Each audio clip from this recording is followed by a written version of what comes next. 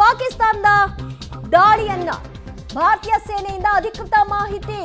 ಪಾಕಿಸ್ತಾನದ ದಾಳಿ ಏನಾಗಿದೆ ಇದರ ಬಗ್ಗೆ ಅಫಿಷಿಯಲ್ ಆಗಿ ಅನೌನ್ಸ್ ಮಾಡ್ತಾ ಇದ್ದಾರೆ. ದುಶ್ಮನ್ ಮಿಸೈಲ್ ಗಳನ್ನ ಹೊಡೆದುರುಳಿಸಿದ್ದೀವಿ ಅಂತ ಹೇಳ್ತಾ ಇದ್ದಾರೆ. ಪಾಕಿಸ್ತಾನದ ದಾಳಿಯಿಂದ ಯಾವುದೇ ಡ್ಯಾಮೇಜ್ ಆಗಿಲ್ಲ.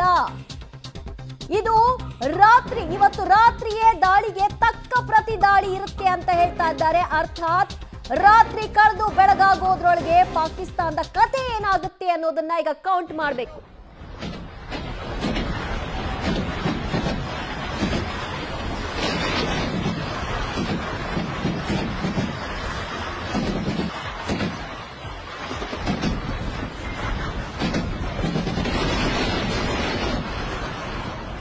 ನಮ್ಮ ಭಾರತದ ಏರ್ ಡಿಫೆನ್ಸ್ ಸಿಸ್ಟಮ್ ನಮ್ಮ ಭಾರತವನ್ನ ರಕ್ಷಿಸಿದೆ. ಪಾಕಿಸ್ತಾನದ ಮಿಸೈಲ್ ನ ಹೊಡೆದುರುಳಿಸೋ ಮೂಲಕವಾಗಿ ಅದನ್ನ ಅಫಿಷಿಯಲ್ ಆಗಿ ಈಗ ಅನೌನ್ಸ್ ಮಾಡಿದ್ದಾರೆ.